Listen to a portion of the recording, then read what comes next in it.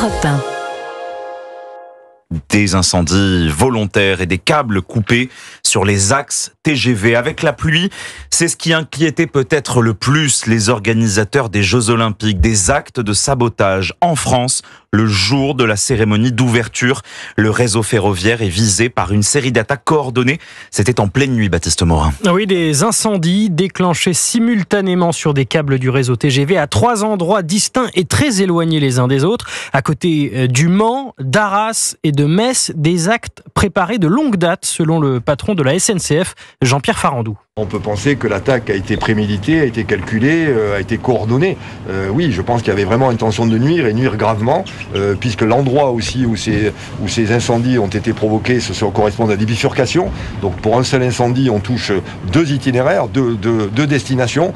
La gare de Montparnasse est la plus touchée. Aucun TGV n'a pu en partir pour l'instant. Sur les axes nord et est, les trains circulent avec 1h30 à 2 heures de retard. Christophe Fanichet est le PDG de SNCF Voyageurs. Aujourd'hui, c'est 250 000 clients qui sont touchés et c'est près de 800 000 clients sur le week-end. On espère beaucoup moins car chaque journée et chaque train que nous aurons sauvé, c'est 1000 clients qui pourront partir en vacances. La SNCF demande aux voyageurs de ne pas se rendre dans les gares. Elle précise que tous les billets seront remboursés ou échangés.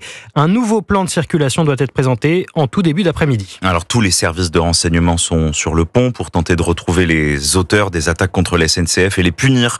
C'est ce qu'a promis le Premier ministre. À quelques heures de la cérémonie d'ouverture, Gabriel Attal a rejoint la cellule de crise du ministère des Transports. L'enquête démarre.